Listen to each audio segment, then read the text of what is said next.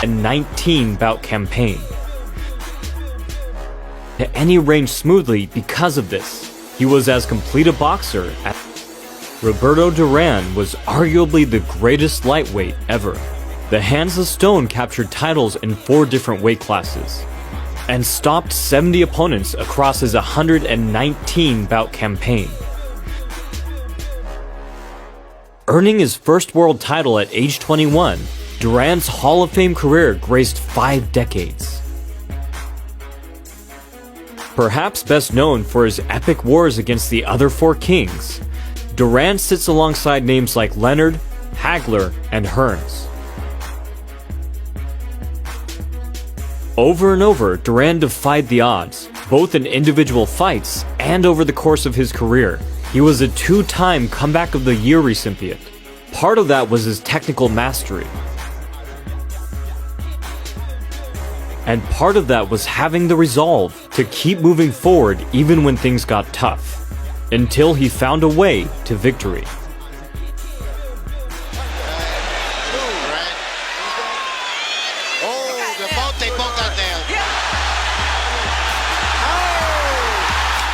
Part of what made the Hands of Stone boxing royalty was that he had a complete understanding of the game, able to transition between various ranges and styles seamlessly.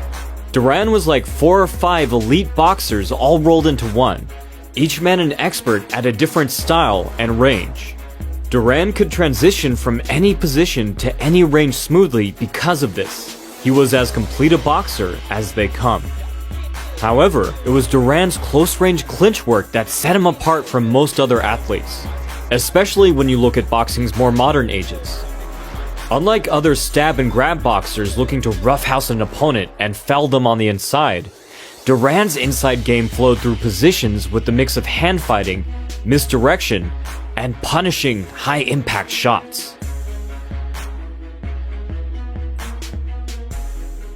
When he was at his most dialed in, it was like his opponents were caught in a wood chipper, slowly ground away from fatigue and blunt force trauma. From long range to mid range, Duran could find his way into the clinch through clever setups and positional awareness, at times delivering fight-ending punches along the way, because even these entry techniques could still end a fight.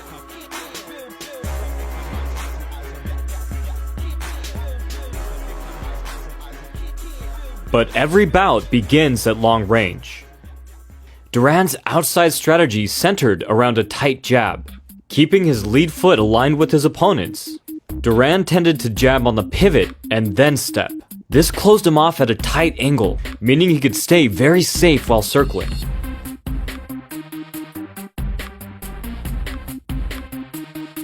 And he had a sneaky way to use his pivot to encroach into mid-range, sliding his rear foot forward as he turned.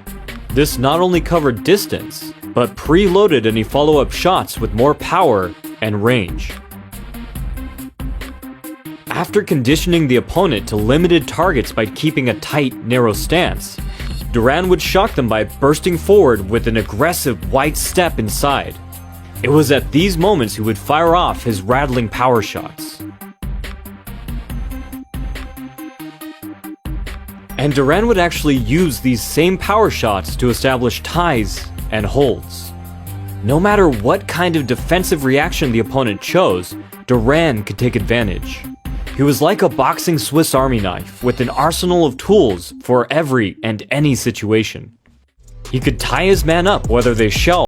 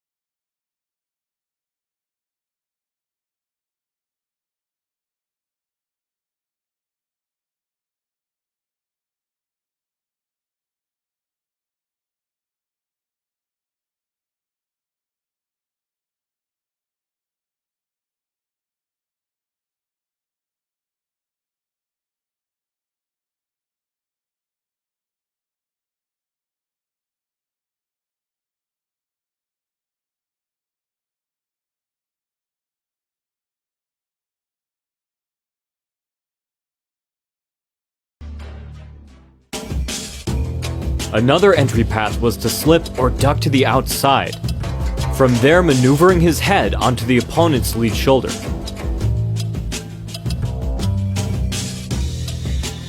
Alternatively, he could drop or roll far under the strikes, pressing his head to the opponent's lead hip.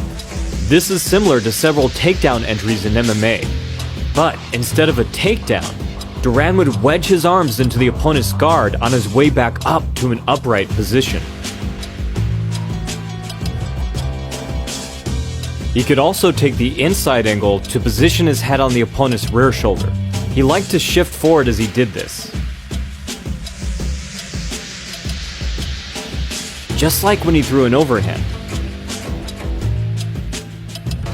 It should be pretty clear that Duran didn't need to rely on any one particular setup. All Duran needed was a single leverage point to pull opponents into a whirlwind similar to the Tasmanian Devils. Throwing punches was like throwing Duran a rope to pull you in. If they targeted his head, Duran could swim in an underhook as their glove sailed past his head. If they punched at his body or lowered their gloves for protection, Duran could capture an overhook.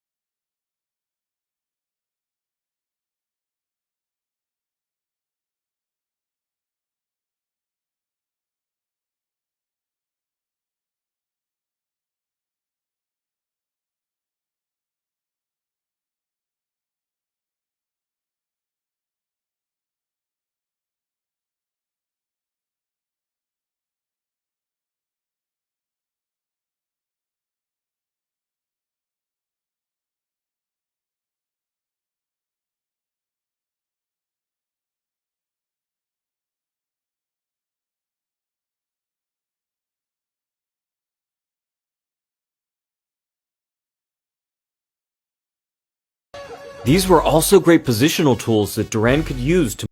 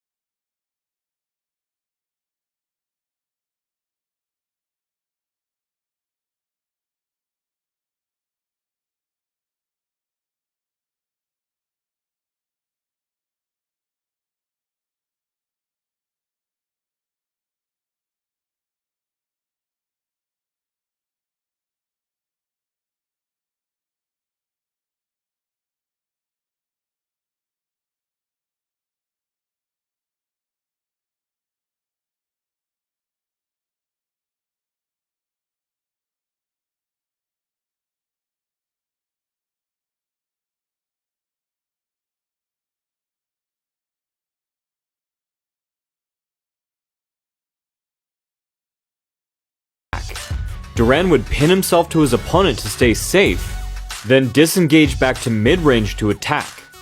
With so many blind spots up close, it must have seemed like Duran was teleported.